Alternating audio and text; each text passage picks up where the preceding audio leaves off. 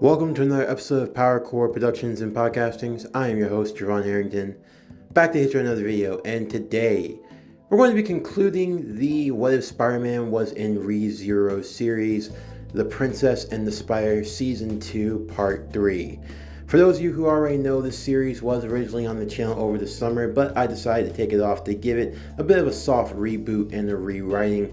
And so far, I've been very pleased with the production that I've been getting from this series.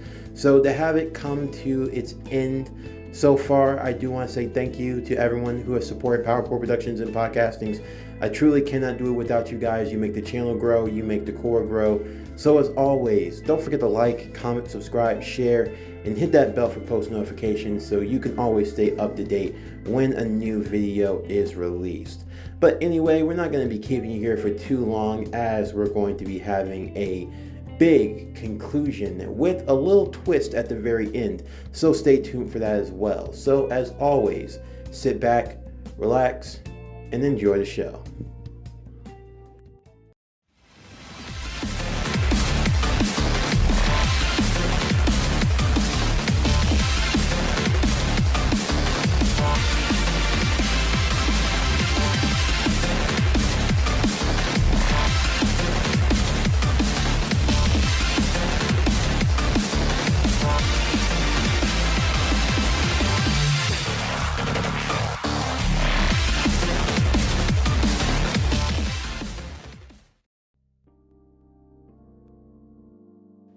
Following his death, Peter would awaken and arrive back at the sanctuary once again, finding Amelia passed out by his side. Now understanding everything that had now come into play, he would pick Amelia up and take her back so that she could rest, as he waited in order to plan out his next moves. During the night, Amelia tried to contact Puck, Peter being called into the room with Amelia as he would see tears falling down her eyes. Peter would ask her what was wrong, but Amelia would explain what had happened. Earlier in the night, as she had returned, she had tried to summon Puck, but he wasn't able to arrive at full form. The contract had been broken with her, noted by the crack on the gemstone that he was carried in, and as such he was now becoming a free spirit, slowly fading away.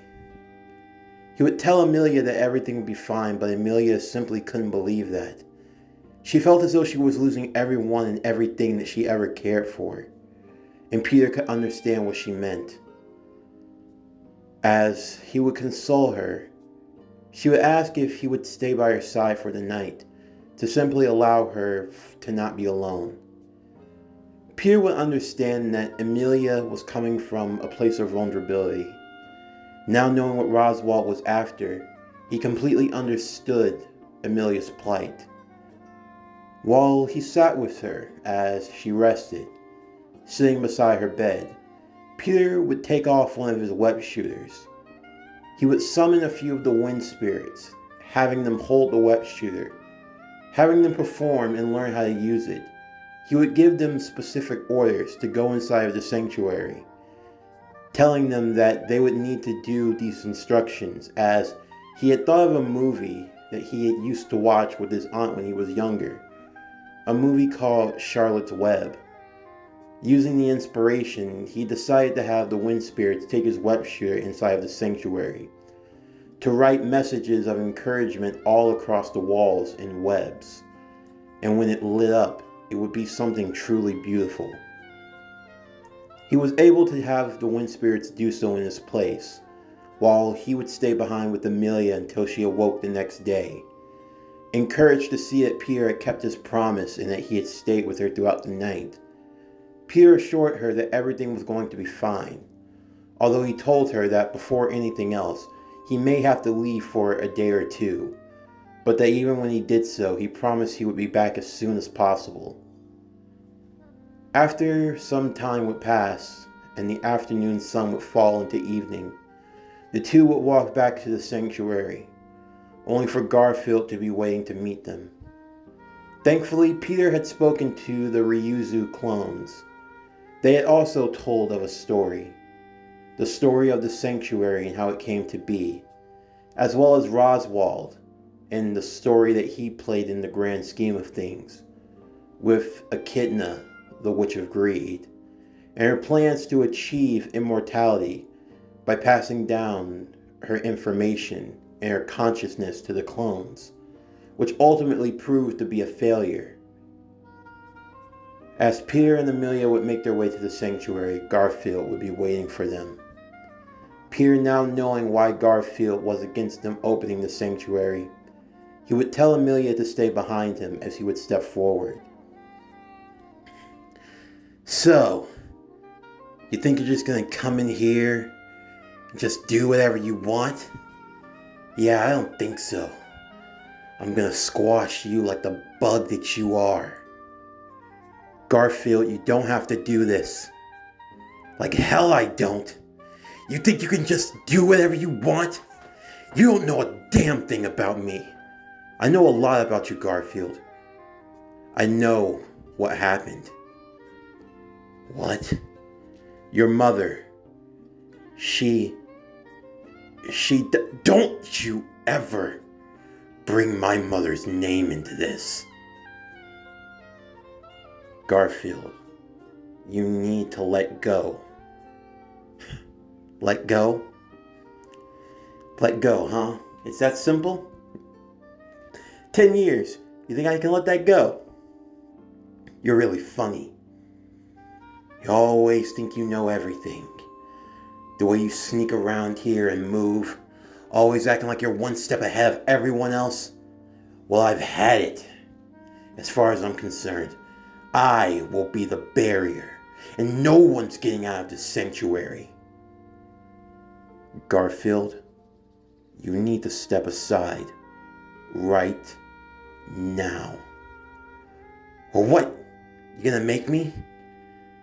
We never did finish our fight, did we? Well, if we went at it right now, I wonder who would win. But let's see who's really the best. Garfield would start to grow in size, beginning to change as he entered his beast-like state. Peter would begin to summon the wind spirits around him to amplify his strength. With both web shooters full and ready to go, he would don his mask. Amelia would warn him to be careful, and Peter would assure her that everything would be fine. He wasn't going to bring out his sword because he didn't plan on hurting Garfield, but he knew that he was going to have to go to blows with him. The two would begin their fight, and Garfield would initially have the advantage due to his size. However, what he underestimated was Peter and his spider's strength, something that shouldn't be underestimated. And also being amplified by the wind spirits was an added bonus. The two eventually began to swap hands with one another, until eventually Peter would find an opening. He would use the gemstone that he had been given by Frederica and stab it into Garfield's leg, forcing him to revert back into his human-like state. Earlier in the night, Peter was able to make a deal with a certain someone. He knew it wouldn't be much, but it would be a start. With Garfield now reverted back into his human form, Peter would let go of the wind spirit energy, so that the two were on even playing fields once again. Garfield would go in for a sucker punch, hoping to take Peter out once and for all. The punch would land, but Peter would stand perfectly still, not moving for a second. As blood would start to drip from his mask, he would turn back to face Garfield, before giving a punch of his own that would send him flying. Garfield would slowly get back on his feet, Peter still walking forward towards him. Garfield would lunge out even more and throw some more punches, but Peter wouldn't move backwards. He would just continue to move forward, landing a single punch again that would send Garfield flying back into the crater side of the stones. Garfield was now slowly starting to become filled with fear. The crippling fear of not being able to do anything. The fear of regret and of loss. However, Peter would look him directly in the eyes and hold him up. Garfield, just be honest with yourself. You don't truly hate her, do you? Of course I don't. Why would I? I just want her to be happy. But then she died. Yeah, she died. All she wanted was a better life, even at the cost of her own children. And then I lost Frederica too. So what else am I supposed to do, huh? I understand what it means to lose someone. I've lost more than you'll ever know. I know the feeling. I do. But even still, you can't hold on to the past like this. You can't just fill yourself with this much despair. You have to be able to keep moving forward. You have to be able to keep moving. And if I do, I'll just be weak for the rest of my life. Moving forward isn't a sign of weakness, Garfield. It shows a greater strength than anything else. It's easy to give up. Anyone can do that. That's why there aren't a lot of strong people in this world.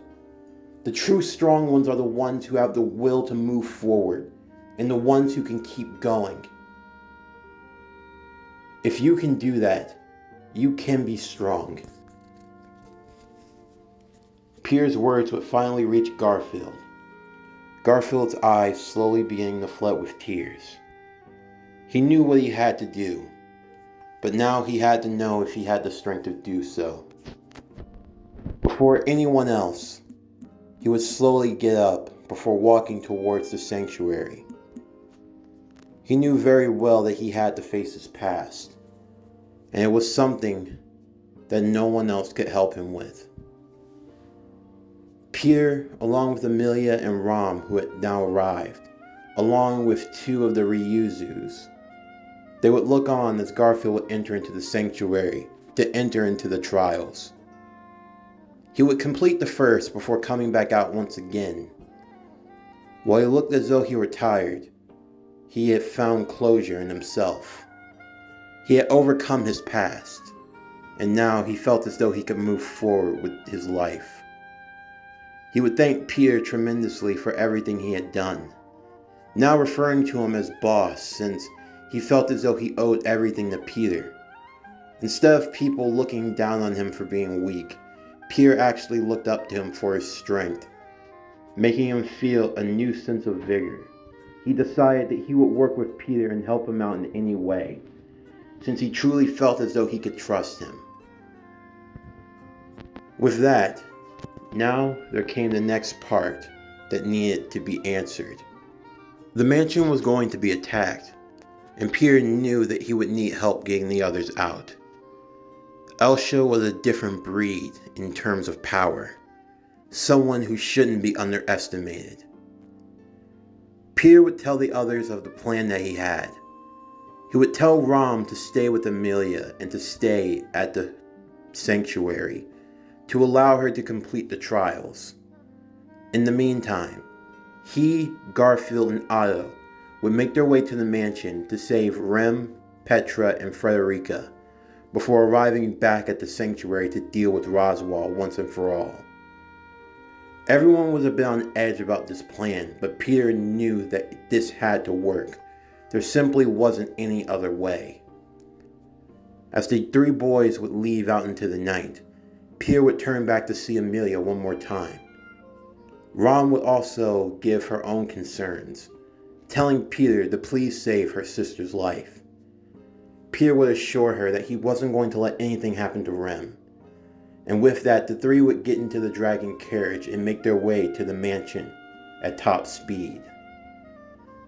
As the two girls were left alone, Rom would speak to Amelia and ask her for her help. Deep down, she had always known of Roswaal and his ambitions, and even still she had always tried to be loyal to him. However, now, she needed help to save him. The only way that she could do so was if Amelia could become the ruler of Lagunica, and to free him from his delusions. At that very moment, Roswaal would arrive, smiling upon the two girls. He would try to get into Amelia's head, to try to psych her out, to try to instill the helplessness and the loneliness that he had sought for. However, Amelia would not break. She found her strength and her resolve in her friends, in her loved ones. And there was also someone else who was waiting for her. Someone who she hadn't seen in a while and who she missed with all her heart. And she couldn't let him down. After all, she was his precious Mealy after all. And Ron would also admit that even though Barasu could be a bit of an idiot, he was a helpful idiot, and he would be waiting for them. Now seeing as how he couldn't get under their skin, Roswaal would bid them farewell, as he would make his way towards the core of the sanctuary, hoping to use its magic and potential to cast a great spell. However, as Amelia was going to complete the trial, Rom would carry out her own role, as she would follow behind Roswaal and confront him in the core of the sanctuary. The two now knowing that their life's long journey had now led to this moment. Roswaal was the one responsible for the attack on the Demon Clan, responsible for taking her horn, responsible for killing her family. Everything that happened up until now, it had all been due to him and his design. As the two came face to face, Rom would remark that she was going to free him of the witch's delusions, that whatever it took, she was going to find a way to save him. However, Roswaal would remark that everything had gone off course up until now, and it was up to him to set the new path and make things right. And in order to do so, he would have to cover the sanctuary in snow. He would remark of the conversation that they had long ago, of how one's relief in life should also be their death. If you live by fire, die by fire. If you live by sword, die by the sword. And if you live by the demon, then you should die by the demon. This remark referring to their relationship, as for many years, many of his plans and his intricacies were carried out by Rom and her sister. He relied on the demons, and now it would only be fitting that the demon would be responsible for his death. As Rom would remove her wand, she would use the stone that she had been given by Peter, believing that she could have the advantage if the fight was 2-on-1, Roswaal being shocked as Puck would arrive. While his plans were now deviating some, he knew that he could still win this, as the two sides would channel their magic. The fight in the core, and the final battle was now beginning. Meanwhile, Peter, Otto, and Garfield would arrive to the mansion. Peter would tell Otto to stay outside and to wait for them, while he headed inside along with Garfield, the two racing within the halls, knowing what they needed to do. They would arrive to one floor to see Frederica and Rem holding their own against Elsha, the Battle Hunter. The woman moved in stride, her blades flowing elegantly. It seemed as though she were impossible to hit, and both Rom and Frederica were tired. Petra in the background, scared for her life. She had been ordered to run, but she could never get too far as knives would always wind up in her direction. Just as it seemed as though the two girls had been cornered, Garfield and Peter would instantly jump into action. Garfield with his wrist gauntlets, and Peter with his sword. They would block the assassin and push her back, as Maw Beast would begin to descend upon the mansion, her younger sister now enacting her own attack. Peter and Garfield knew that they had to defeat them once and for all. There simply wasn't any getting out of it. Frederica would assist Garfield, as the two of them would attempt to hold off Elsha, while Peter would take Rem and Petra outside, Rem happy to see that Peter had come back in the nick of time. However, Peter would remark that they needed somewhere to be safe as well, the mob beast starting to attack them from every which way. Frederica would soon join them outside also, Garfield giving her instructions to do so, as he had to be able to deal with Elsa on his own, without worrying about protecting anyone else, knowing that he would have his hands full against the Bow Hunter.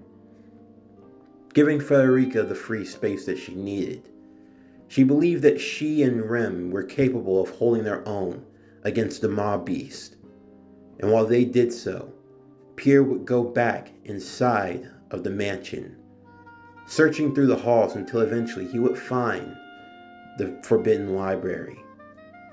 He would take a deep breath and knock on the door. Just as he always had, he would hear a voice from the other side telling him to come in. As he arrived, he would see Beatrice sitting on her stool as always, with her table and tea next to her as she read from her book. Pierre would walk up towards her and take a deep breath. "So, it seems you finally come, I suppose." "That's right, I have." "I take it then that you..." "Yeah, I'm that person, Beatrice." "Are you sure? Do you really believe you can be that person for me?" "Yes, I do." "And what makes you so sure of this?" "Because I'm your friend." "Friend? You know my lifespan exceeds yours. What might seem like years, maybe even decades for you, is nothing more but a blip for me. Do you really think that you could maintain such a promise?" "Of course I can." "You seem to be very greedy to think that you can do and have it all." "Maybe I am, I suppose." That's my line." "Yeah, but in the end, I'm a hero. It's my job to save people, and that includes you. You don't have to be stuck here anymore, and you don't need that book." "But, Mother..." "Your mother was just playing with you, Beatrice. You're free to do whatever you want. It's your life to live, not hers. Look, I can't promise you everything. I know that in the end, I'm not as smart as you. I can be a little annoying at times. And to be honest, I'll probably depend on you more than you'll ever know. But in the end, if you'll allow me, I will always be there for you. I value you as much as I value anyone and everyone else here. And I am not going to leave you. I promise." Tears would stream from Beatrice's eyes. They were the words that she had wanted to hear her whole life. As she would reach out her hand towards Peter, she would set down the tome, the book of empty pages. As he picked her up and put her on his shoulders, he would tell her to hold on tight. She would nod her head and do so, as Peter would open the door and swing out immediately. As he arrived outside next to Otto and the others, he would tell Beatrice to help them fight off the mob beast, as he went back inside to help Garfield. Garfield was now using his earth spirits, and he was just holding off Elsa. As the two of them continued in their fight, she would be surprised as Peter would come in kicking her in the face. He would swing through the hallways, moving at different angles so that she couldn't hit him, before he would duck down from one of her attacks, crouching low on the floor before using a backwards kick, shooting her into the air once again. Garfield would use his gauntlets to act as a shield, Peter with his wind spirits, imbued into a sword. The two of them would fight and work together as one, until eventually the Bow Hunter would have nowhere to go. One of the larger mob beasts would come charging into the rooms. However, the two would avoid it, then Elsa would be hit full force by the large beast. Now being pinned down by the rubble and with nowhere to go, Peter and Garfield would finish it once and for all. Garfield, using his massive strength, he would pick up the large mob beast, weighing almost 5 tons. As Peter would amplify his strength with the wind underneath, they would launch the great beast at the assassin, the large object landing over her. It would be impossible for her to move or go anywhere else. Peter was not fond of killing. He never had been, and it never got any easier anytime he did so. But in this moment, he knew that sometimes it had to be done. He knew that if he didn't do what was necessary, others would suffer. If he could have avoided killing her, he would have. But he knew now that this was for the best. On the outside, her younger sister, Meili, had been dispatched by Beatrice and the others. And now, everything was going in the way Peter was expecting it to. He now knew that they needed to get back to the sanctuary as quickly as possible, and he would ask Beatrice if she could teleport them. Beatrice would nod her head, knowing what to do, as she would use her teleportation spell. Everyone would ascend into the air as they would begin heading towards the sanctuary. Meanwhile, Rom continued her fight against Roswaal, Puck aiding her as best he could, the two of them managing to hold off the sorcerer. As the fight raged on, Roswaal would feel that he was close to achieving his goals, and as such, he knew that there was no way that he could be defeated now. However, as the battle continued, he would ask Rom only one thing. Why was she doing this? What truly made her believe that she could win this fight? What was keeping her in going? Rom, with a soft expression, would look up to Roswaal, and she would simply say that deep down, she loved him. She loved him more than anything, and she wanted to save him from himself. This was not what Roswaal was expecting. Of all of the things, it would be love. It was one thing that he could not comprehend. You say you love me? You, of all people? How foolish do you think I am? I am the man who destroyed your village, killed your family. I took your horn away from you. How could you ever love a man like me? It is true. And for a long time I wanted revenge. And you could say that my love for you is an admittment to forsaking that vengeance. I would be going against my people and everything. But in the end, I truly do love you, Roswaal. You lie. You lie. You could never love me. Not after all of the things I have done. As Roswaal continued in his fight against Rom would use the destruction created from their fight, ensnaring and trapping Roswaal to steal the Tome of Wisdom from him. As she did so, as the snow began to fall all around them, Rom would take the Tome of Wisdom over to a pile of fire, remarking that she could now free him from the curse of the witch. As she threw the book into the flames, Roswaal would cry out, blasting off a large form of magic. As he did so in that moment, a beam of light would touch down right where they were. Peter would see what was about to happen, and he purposefully jumped out of the beam. Using his sword, he would summon as many wind spirits as he could around him, blocking the attack from Roswaal and sending it directly back at him. Roswaal would dismiss it, as now he and Peter stood face to face. Emilia would soon arrive not too long after. She had left the core after speaking with the other Ryuzus.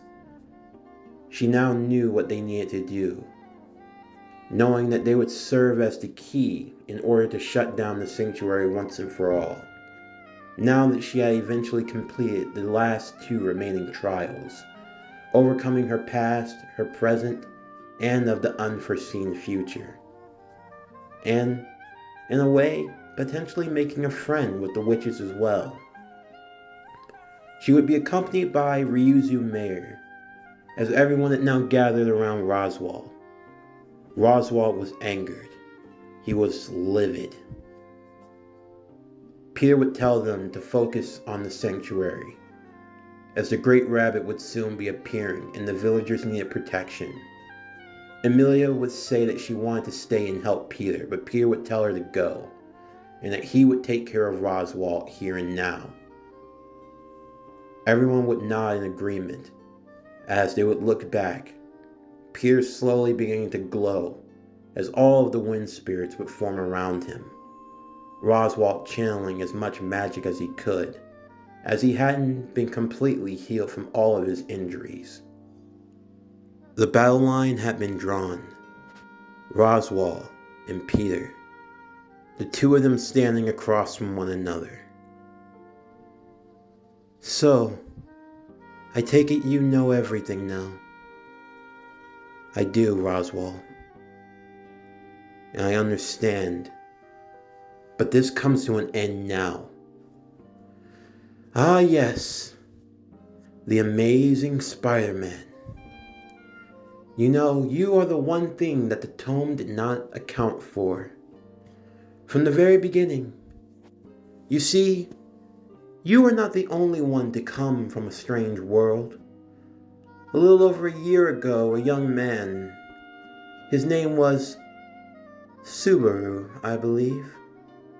He had little knowledge of our world and struggled at almost everything, but he made something of himself, and he and Miss Emilia became very close. I knew that I couldn't afford to have him around, so I had the witch cultists start some activity in the West.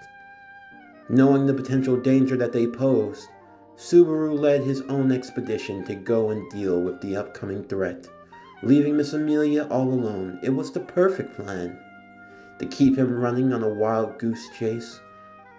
Maybe he died, maybe he didn't. I'd have no way of knowing. But then you came along. You helped her get her insignia back.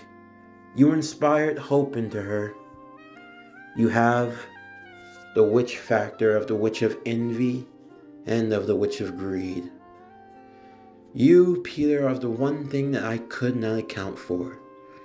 However, you are very helpful to my plans. And why is that, Roswaal? I heard your conversation. You spoke of these Infinity Stones, I believe. The Time Stone is what truly piqued my interest. So that's what this is about? You're trying to get to the stones? I'm trying to get to my dream. And I believe that this Time Stone might be just the key to do so. Well, I have no way to get back to my world. And even if I did, the stones are gone, Roswaal. You'll never get them back. Oh, Peter. If what you say is true, then there are many worlds out there. I don't need yours. As long as I find one that suits my needs, that is all that matters to me. Because of her, isn't it? Echidna? Roswaal's eyes would twitch at that name. I'd be very careful what you say now, Peter. Peter and Roswaal would walk in a circle around one another. Peter funneling all the wind spirits that he could into himself. No, Roswaal. I don't need to. All of this for a girl that never loved you. I would be careful with your tongue before I remove it from you. Oh, is that what you're gonna do? If that's the case, then it looks like Echidna must really have you by the balls. Roswaal would shoot out a beam of magic, but Peter would dodge it with ease. Peter would rush forward at Roswaal, and Roswaal would continue the torrent of assault. Peter would dodge time and time again, and the two would enter into a flurry of combat. Roswaal wasn't too keen on being a close-range fighter. He took to dodging the webs that Peter would blast at him, incinerating them as he shot off his torrents of magic, showing his mastery in all of the elements, even the forbidden ones. Peter, however, using the wind, he would move swiftly throughout the sky, hard and nearly impossible for Roswaal to hit. The two of them would come to blows over and over again, Roswaal's cool demeanor slowly starting to fade as the fight moved on. What's the matter, Roswaal? I expected more of a fight from you, but you're getting rather sloppy. You will be wise to shut your mouth, Peter. You will die foolish the most. I don't plan on dying this time. I really don't give a damn what you want. You will die as many times as I want you to. I will get what I want in the end. No, you won't. Oh yeah? And why is that? Huh? You think that you can save everyone? That you can have it all? How foolish can you be? How greedy are you? No more than you are. You think that you can just move everyone and everything around as if nothing in this world truly matters. Anyone who thinks like that is truly foolish. I don't need sentiment from you, Peter. If you truly want to assist me, then die. Roswaal would shoot another blast at Peter, hitting him directly in the chest as he would fall to the ground. What's the matter? No quip? No smart remark? You have nothing else to say? Well, I do have one thing. Roswaal would walk closer, until eventually he was standing over him. And what might that be? Shatlock. Roswaal wasn't sure of what Peter meant by that, until eventually he would feel a pressure hitting him from below his chin. He would find himself being uppercutted straight into the air. Peter had now used the witch factor of greed, the unforeseen hands, the ability that he had attained from defeating Betelgeuse in battle. Roswaal was not accounting for him to actually use it, and Peter used it at full power to send him flying. Peter now used every wind spirit at his disposal. Blasting himself into the air over and over again, he would hit Roswaal with a barrage of kicks and punches, eventually knocking him around before grabbing him by his ankles with a web, whipping him around before slamming him into the snow. As Roswaal looked back up, Peter would summon all of his power into his fingertip, launching out a great wind cannon. He would blast the air attack from above, Roswaal feeling the immense pressure. Knowing that he hadn't fully recovered, he would cough up some blood. He would attempt to erect a barrier to protect himself, and it would hold for a few moments. However, Peter would push down on his attack, shooting out another wind cannon on top of the first, eventually breaking through the barrier and slamming into Roswaal on the ground. The explosion would blast back snow at great length, until eventually Peter would get back onto his feet. As he walked towards the sorcerer, he would see him lying, bloody and bruised.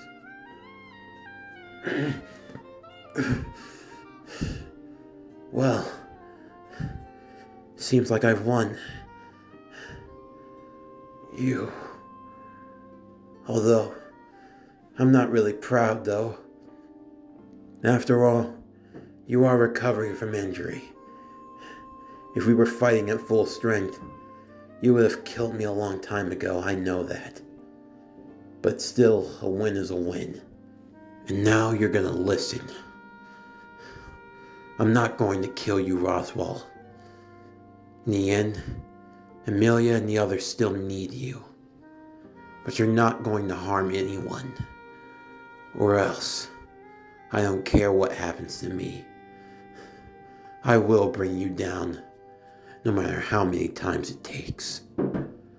We're freeing the sanctuary, and we're getting everyone out of here, whether you like it or not.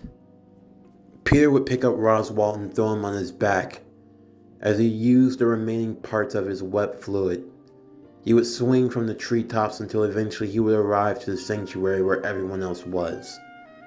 Laying Roswaal down, Ron would move over to his side, helping him up and healing him a bit. Roswaal now even more perplexed at her kindness. However, the fight was not over.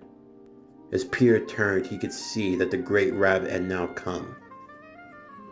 Beatrice would stand over next to him, holding his hand and assuring him that they could win this fight. In doing so, Peter and Beatrice would have to come up with a plan.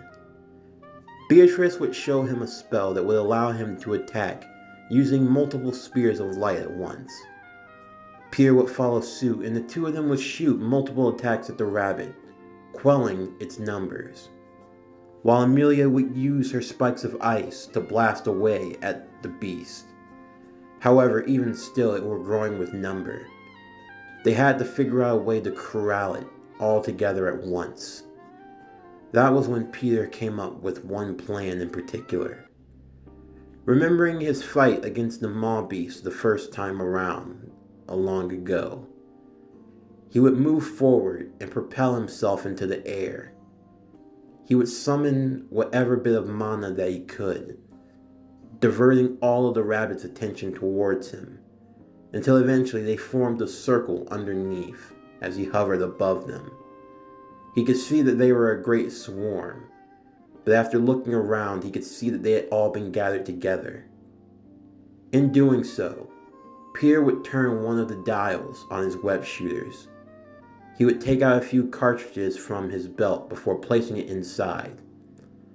Thankfully, the web fluid that he had made in this world was a lot stronger than normal, with all the different chemicals and various spells that he had learned around the way, and with some help from Beatrice and the others. His webbing was 10 times stronger than before. He would use the nozzle on his web shooters to cast a large web net all around the Great Rabbit, until eventually it formed a great circling web. All of the rabbits now caught inside, stuck together, unable to move.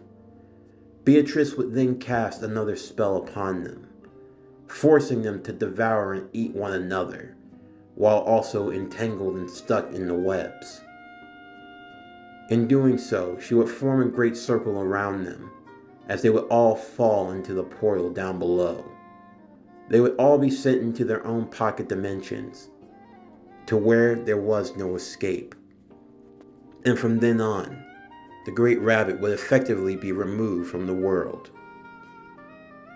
With the beast now defeated, and with the sanctuary now free, Peter would head back with everyone else, all excited now that their trials had come to an end, and the villagers grateful to their heroes for saving them. Peter would take the time to fall down and relax after all the fighting that he had been through. Rem being the first one to be by his side, catching him before he fell, and Peter happy to see the blue-haired girl by his side once again. Everyone else would smile at this, and Amelia would be happy also, though she would be a bit jealous as she wished that her Barasu was here with her. As everyone were getting themselves together, after Roswaal had been healed, he would take time to go inside of the graveyard, where he would see the final resting place of Echidna, the woman that he loved. As he stood there, Beatrice would be there to accompany him, the two watching over their fallen master. It would be here where Roswaal would reveal that he were in fact the same Roswaal from 400 years ago, and that he had used a forbidden technique in order to transfer his consciousness from another host body. This was able to be performed as the host bodies were that of his own family members, and as such it allowed him to remain for as long as he did. But he was in fact the original Roswaal. Beatrice would well up with a few tears before having him kneel down before her, as she would take off her shoe and slap him in the face. It was, one, for burning down the forbidden library, and second was for putting her precious Peter in danger. Roswaal was shocked by this sentiment, but he was happy to see that Beatrice was now able to move on with her life. The next day, everyone would take turns getting their revenge on Roswaal, everyone giving him a good hit in the face or a good slap, while Rom chose to heal and comfort him. All the same, Roswaal was made to promise that he would never harm any of them ever again. Now that Roswaal had lost, he had now been branded with an oath sealed with a curse. This meaning that he could not bring harm to any of them in any way, and that if he were to ever do so, his soul would be condemned down in the fiery depths of hell. Peter would wonder if he really had to go that far, but Roswaal would make it very clear that had he won their encounter, he would have done it to Peter, and Peter would have effectively been under him. Now understanding the true plight of the plan, Peter now felt a bit nervous and was now even more fortunate that he fought Roswaal while he was injured, or else things could have been far much worse. After Roswaal had finished apologizing for everything that he had done, even though it would take some time, there would be healing. After the mansion was rebuilt, everyone would gather together as Peter's confirmation into knighthood would be established. Peter was a bit nervous as he didn't think he'd actually be a knight. His suit had been rebuilt, but he had decided to make a few changes to it. It was his homemade suit that he had when he was Spider-Man, before he had gotten his suit from Mr. Stark or the Iron Spider suit. It was his normal sweatsuit with the red hoodie. Although now, he chose to wear the inverse. Effectively, he wore red boots along with red pants. He had a red long-sleeve shirt with red gloves and his web shooters on his wrist, with his sword by his side, and his belt buckle had the cartridges for his web fluid also. However, his hoodie, instead of being blue, was now a different shade. It was now in dark blue color, with the sleeves cut off. For those of you wondering, this is the Scarlet Spider suit, effectively. As Peter now donned the uniform, the only thing that he would have effectively of Lugunica would be the purple cloak that all of the knights received when they were knighted. The purple cloak being a good fit for him, as it was the color gained from the combination of blue and the red. Although his mask he would often keep at his side, deciding that he would only wear it when he was in a fight. Not that secret identities really mattered in this world in the grand scheme of things, but it was his calling card. After all, he was the Amazing Spider-Man. With all of the villagers gathered together, and with Amelia now on her throne, Peter would take one knee in front of her, as she would take his sword and tap both of his shoulders. Peter pledged to serve Amelia as her loyal knight of Lugunica. In doing so, he was now signified as her second knight, Sir Peter Parker, the Spider-Man. Everyone was excited and proud for him, but there was one thing that no one saw coming.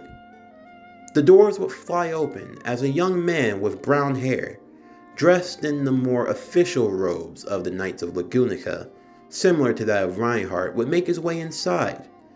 He would rush forward and give Emilia a big hug and a kiss, and she was happy for him to be here, although she had wished that he had been a bit more tactful as this was a ceremony. "Mealy, I finally made it back. Boy, you have no idea what I've been through.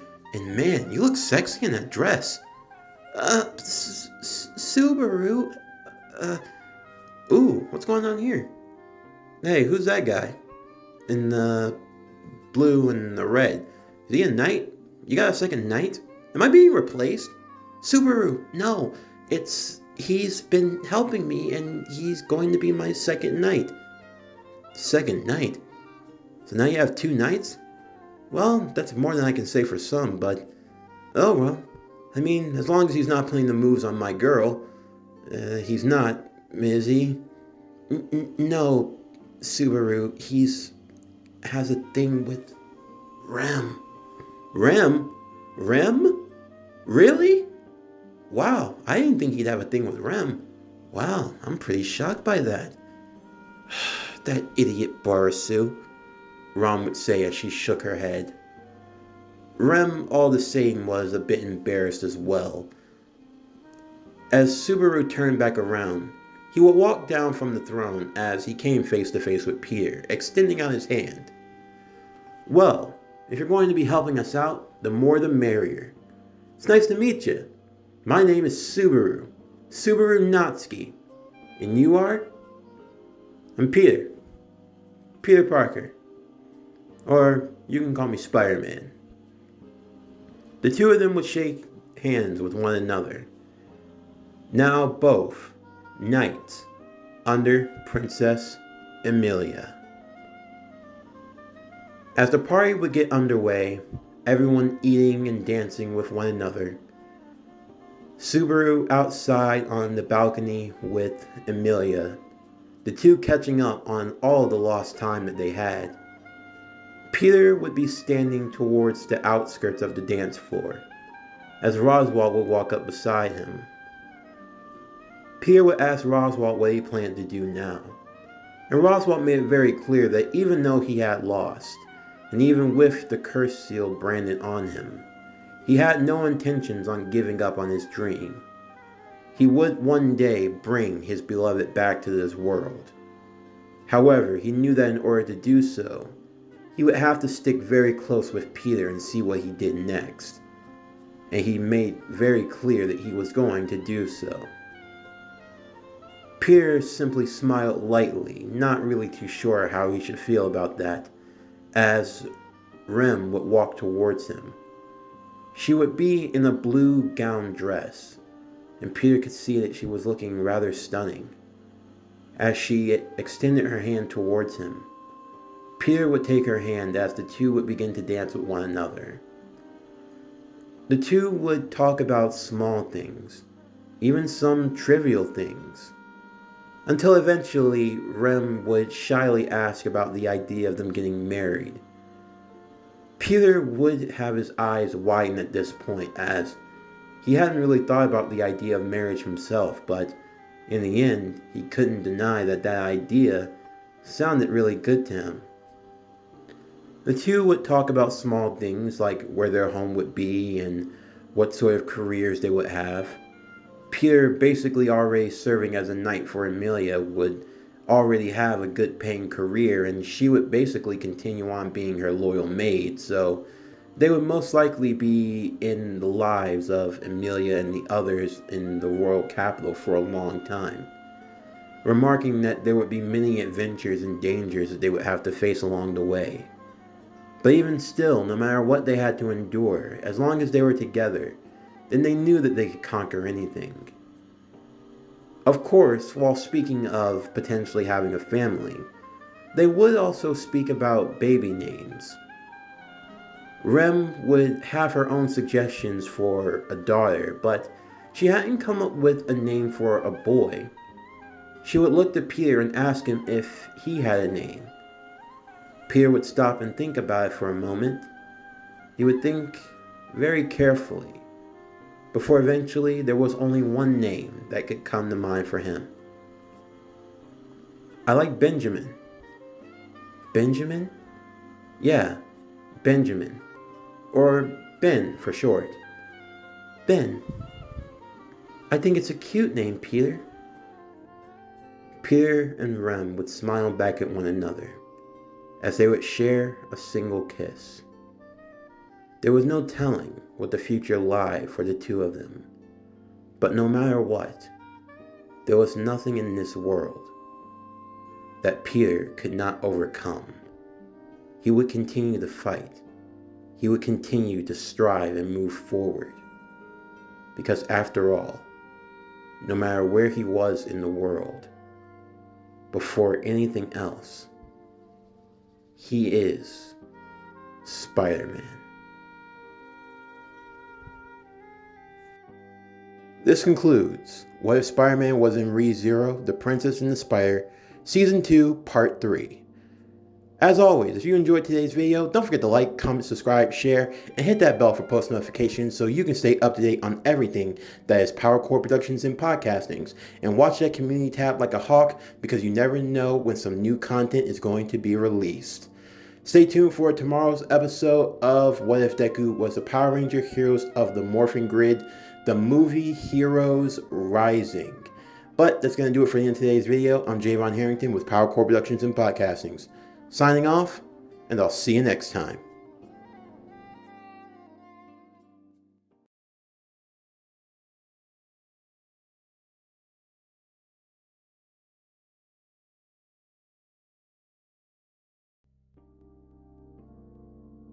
Peter and Subaru would walk around the courtyards of the mansion. The two had asked for some privacy as there was a lot that they needed to discuss. They both knew that they were not of this world. Peter would ask Subaru how he got here, and for Subaru, he couldn't really explain it. One day he was in a convenience store buying some snacks. The next thing he knows, he's finding himself in Lagunica's capital. Peter would also lament that he had a similar experience. As the two were comparing their Earths, Peter learning that in the world that Subaru came from, the superhero community didn't even exist. It was as if it were just an ordinary world, and for Peter, his world was pretty similar in terms of the politics and how the world functioned, although he was from America and Subaru was from Japan. Although here, though, Peter would remark that in his world, heroes and villains did exist. Subaru was fascinated to think that there was an Earth with that possibility. Although if the multiverse were truly as big as they could imagine it to be, then there were probably worlds where heroes did and didn't exist, and maybe came in all shapes and sizes. As they made their way back towards the mansion now, they would be greeted by Amelia, who would be finishing up some of her royal duties. She would wave over to Subaru and to Peter as they walked over towards her, Subaru taking Amelia's hand, happy to see his beloved elf queen once again. While Rem would arrive as well, as she had finished lunch for everyone. Rom would also be by their side as well, but she were on her way to go meet with Roswald as she needed some healing done for where her horn used to be. And Beatrice had taken to getting out more, walking around and always clinging to Peter whenever possible. For everyone, things seemed to be going well, until suddenly they weren't. Without warning, everything would begin to shake and to move, time seemingly standing still. However, in that moment, there were only 3 people who were conscious as to what was happening, and that was Peter, Rem, and Beatrice. Rem and Beatrice, because they were holding on to Peter at the same time, they were not affected by whatever phenomena was taking place around them. Peter? What's going on? Rem would ask. I don't know. It seems as if everything's, Beatrice? I suppose it's the work of some outside magic. It's what I can sense, but I have no clue what's going on here. The three would look worriedly as everything would begin to warp and change all around them, before instantly they would find themselves falling through a wormhole of sorts, before arriving in a new location. They seemed as though they were falling out of the sky, but Peter would quickly use his webs to hold on to the two of them as he cautiously put them on the ground. As they looked up, Peter would hear a horn coming behind him. He would move Rem and Beatrice out of the way as the car drove past, honking repeatedly for them to not be in the middle of the street. Peter would get them over to the side as he looked around and noticed that where he was rather familiar. The street, the buildings, the large electronic billboard sign up ahead of them. There was no way. Peter? Where are we? Rem would ask with a worried look on her face. There's no way. How did we get back? Peter, this is my home, guys. Where I came from. This is the place. Peter, Rem, and Beatrice were in the middle of Times Square in New York. As they looked around, they would see breaking news flashing on all of the electronic screens. Welcome, citizens of New York. We are back with the 6 o'clock news, and we have some breaking news regarding the recent attacks that have taken place over in London about a week ago. A video from an anonymous source has revealed some shocking truths. Please sit by as you may be alarmed.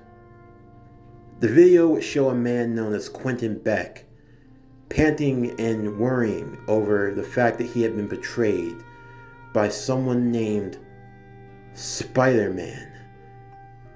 Peter couldn't see who it was at first, but once he heard that name, he knew something had gone wrong. He looked up on the screen to see the man covered in bumps and in scratches, bleeding out, remarking that he had been betrayed by Spider-Man, that he was using Stark technology, and that he was trying to be the next Iron Man or something like that.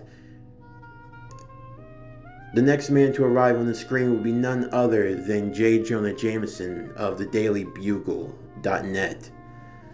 The old reporter would remark that this Spider-Man was besmirching the name of both Iron Man and the original Spider-Man that came before him, who gave his life for the sake of the city, and who died tragically 10 years ago.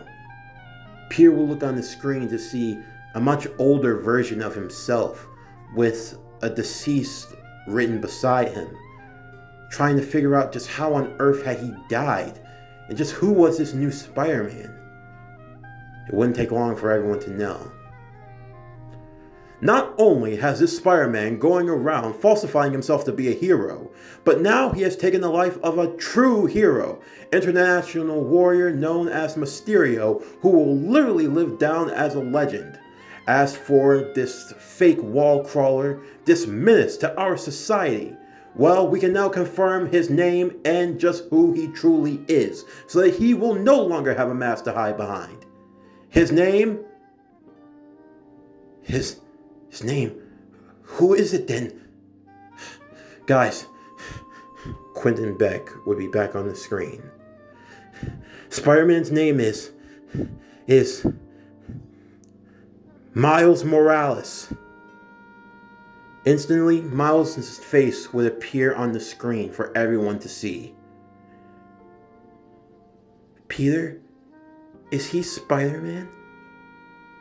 No, he's not supposed to be Spider-Man because I'm Spider-Man, so who is that guy?